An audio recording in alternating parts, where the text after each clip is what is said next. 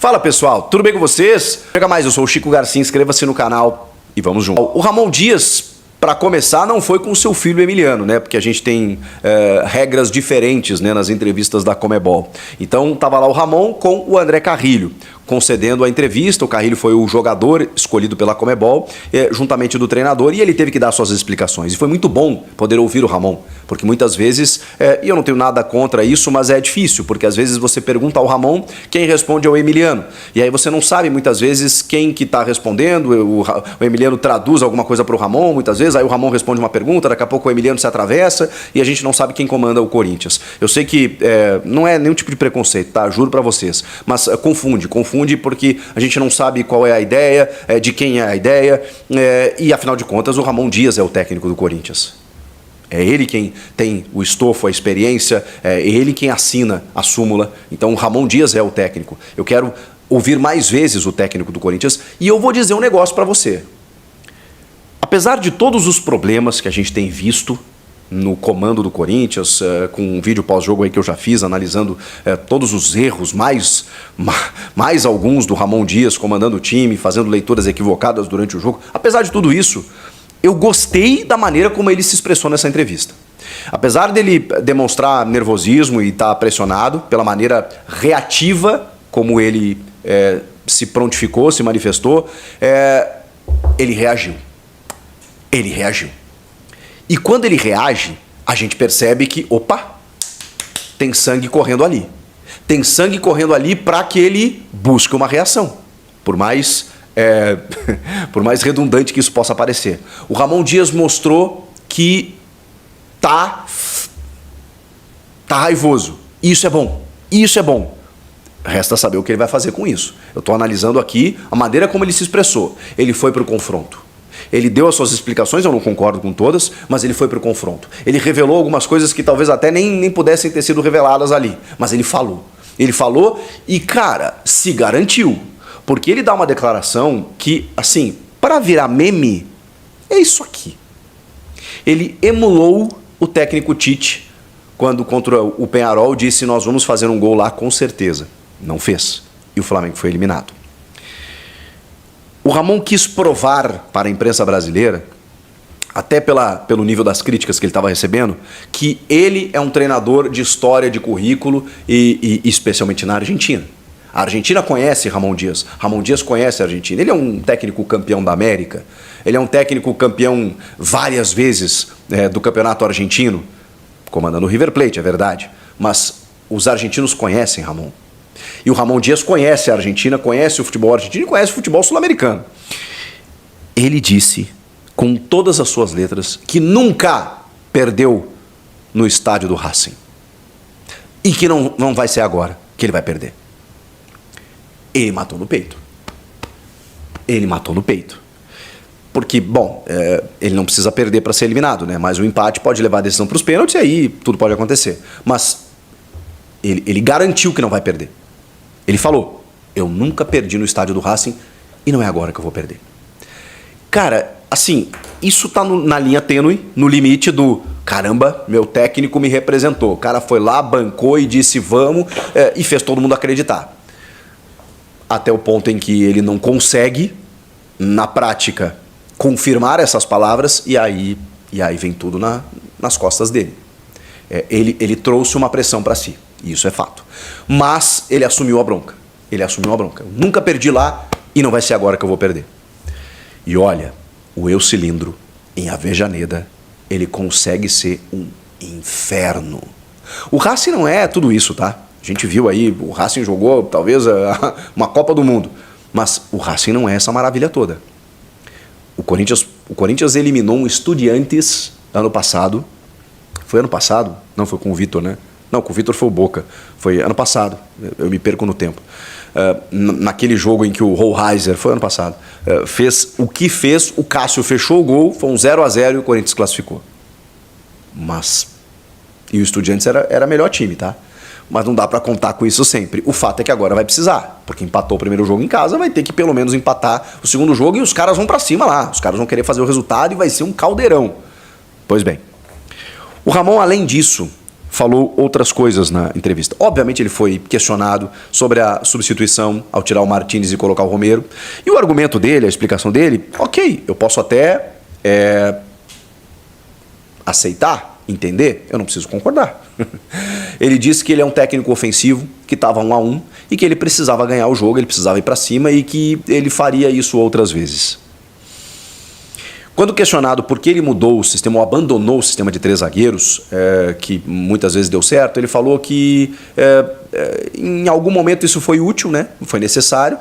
E eu até falei isso para vocês, eu falei, cara, o Ramon não vai mais usar 3 zagueiros porque a partir de agora ele ganhou mais peças do meio para frente. Ele precisava fazer isso para se resguardar. No momento em que ele pode ter jogadores como Memphis, Yuri, Rodrigo Garro, Coronado, Alex Santana, muito jogador, Thales Magno, do meio pra frente. Pô, pra quê? Pra que ele vai ficar se fechando lá atrás?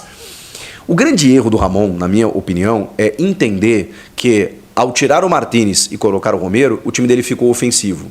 Não, o time dele ficou exposto. É uma diferença. Existe uma diferença. Você pode ser ofensivo apenas com um atacante, com 2 atacantes. Com 3 zagueiros e 2 alas espetando, você pode ser ofensivo dessa maneira. Depende da postura do teu time, dos movimentos táticos do teu time. A nominata ela não diz muita coisa, nem muito menos o número tático lá, 3-5-2, 4-4-2. Não é isso que diz. O fato é, ele achou que seria ofensivo tirando o Martínez e colocando o Romero. O Romero não jogou absolutamente nada e o time acabou exposto no meio campo. Isso ele não soube explicar. E disse que faria de novo porque ele precisava ir para frente, mesmo que, aí é uma opinião minha, que de forma desordenada, né? Ficou claro. Ele simplesmente queria empilhar jogadores na frente. Não foi o caso. Mas ele falou que assume os riscos por isso. Estavam 1-1, queria ganhar, precisava ganhar e tudo mais. Aí relembrou que é a equipe que mais marcou gols desde a sua chegada no futebol brasileiro. Ele tem 36 gols, quase 40 gols marcados. Realmente é um ataque produtivo, mas a defesa está deixando a desejar, né? Sabemos disso. Bom, aí ele foi questionado, entre outras questões, sobre o Giovani. Poxa, o Giovani, de repente, vira uma opção, em detrimento ao Fagner, inclusive, né? Quando sai o Mateuzinho no jogo contra o Flamengo, e aí ele vira a não ser nem relacionado. E ele, com todas as letras, ali ele ficou bravo. Ali ele espinafrou. Disse, o Giovani não quer assinar. O jogador tem que ter gratidão com o clube. Ele até entrou numa seara um pouco mais delicada, assim, tem que ter gratidão com o clube, tudo que o clube faz por ele. Ele não quer assinar, enquanto ele não assinar o contrato, ele não vai jogar. E diz que tem mais outros 2 na mesma situação. Enquanto eles não assinarem, eles não vão jogar. Então o Giovani não quer assinar o contrato, uma renovação de contrato. Não sei se tem alguma questão, né, a gente vai ter que descobrir, se tem algum imbróglio de falta de pagamento, se o jogador realmente tem alguma outra proposta, se ele quer ir embora, se o empresário está fazendo a cabeça, pode ser um monte de coisa. O fato é que o Giovani não pôde jogar por conta disso. E ele entrou bem contra o Flamengo, né? Seria mais uma opção hoje. Seria mais uma opção, até mesmo na ausência do Héctor Hernandes, né? Então mais uma opção para o setor ofensivo. Não jogou. E aí ele fala, porque ele começou a tomar muita porrada, né? E ele começou a elogiar o Yuri. Que ele falou que o Yuri, enquanto estava todo mundo batendo no Yuri, eles deram moral pro Yuri. Que é o mesmo que está acontecendo com o Romero agora. E que eles têm tranquilidade, que tudo bem, ele perdeu um gol ali e tal, mas que o Yuri, por exemplo, agora está vivendo um bom momento e eles acreditavam que isso fosse possível. Só que o Yuri não é só a questão técnica individual. A comissão técnica, ela mexe no posicionamento do Yuri, que, curiosamente, né, volta para sua posição de origem, a que ele não estava rendendo, e ele vai mal contra o Flamengo. Então hoje eles colocaram o Yuri na dele e olha o que o Yuri fez. Vejam só que coisa, né? O Yuri jogando na dele, aberto pelo lado, com o meio centralizado, o Yuri faz 2 gols. O Yuri enfiado entre os zagueiros do Flamengo, 3 zagueiros marcando o Yuri como pivô, como centroavante, e ele não toca no caroço. Teve uma chance. Pois é, 2. Né? Uma de cabeça e uma de perna esquerda. Muito pouco? Pois bem. Então, assim, eles têm o mérito de terem recuperado o Yuri. Mas eles precisam entender que tem coisas boas e tem coisas ruins que eles estão fazendo. O que mais me chamou a atenção foi a maneira reativa como o Ramon encarou essa entrevista. Ele foi para dentro. Ele foi disposto a chamar para ele. Isso é uma proteção ao elenco. Isso é um nervosismo pela pressão que ele está sofrendo de dentro e de fora. Isso já é o técnico no fio da navalha. Porque agora, gente, a gente tem 2 possibilidades. não tem só duas possibilidades, né? Mas a gente tem duas bem distintas. O Corinthians pode cair na Sul-Americana, o mundo cair na cabeça do Ramon e ele não garantir o clube na Série A. O que seria trágico. Ao mesmo tempo, ele pode garantir o clube na Série A e ele pode ser campeão na Sul-Americana. Tudo isso ainda pode acontecer. A mudança, ela não vai acontecer agora. E ela não tem que acontecer agora, gente.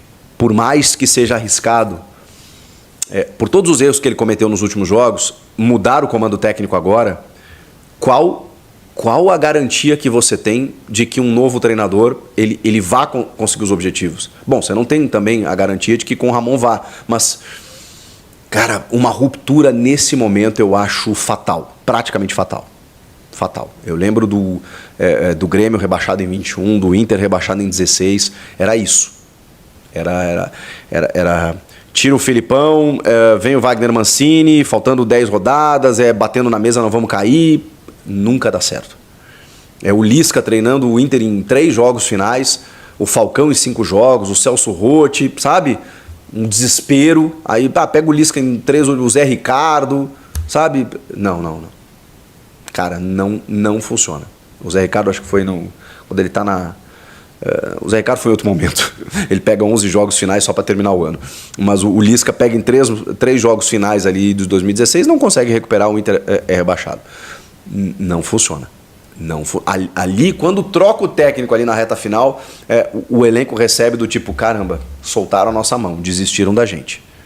Por mais problemas que o Ramon possa ter nesse momento, cara, vai até o fim. E aí vamos esperar para que o Corinthians escape. Tem time para isso, a evolução já não existe mais, mas tem time para escapar. Tem uma tabela possível com jogos aí que dá para ganhar, dá para pontuar e dá para escapar, porque tem muita gente se atrapalhando. O Atlético Paranaense, o Bragantino, o Cuiabá nem se fala, o Juventude, o Criciúma, o próprio Grêmio, tem muita gente se atrapalhando aí. Então dá para o Corinthians escapar. Mas o Ramon precisa começar a fazer o feijão com arroz. E muito do que ele já fez. Se ele abandonar isso e, de repente, ficar numa teimosia absurda, dizendo que não, agora eu tenho o elenco, eu vou jogar para cima, não é sempre assim. Tem que olhar a realidade. E eu acho que o Ramon está desconsiderando isso. Está desconsiderando a realidade de onde o time está. E o curioso é que nas Copas, o time sempre jogou de uma outra realidade. Parecia numa outra realidade. Caramba, o Corinthians das Copas é diferente, não tem pressão, tá leve. Não tá. Agora misturou tudo. Porque ele caiu contra o Flamengo e aí o momento das Copas ele juntou com o momento do Brasileiro. E o time não consegue dar a resposta. E em casa não consegue ganhar do Racing. Mas eu gostei da indignação do Ramon. Que essa indignação esteja também na leitura de jogo dele, na escalação, na forma como ele vai planejar esse próximo jogo.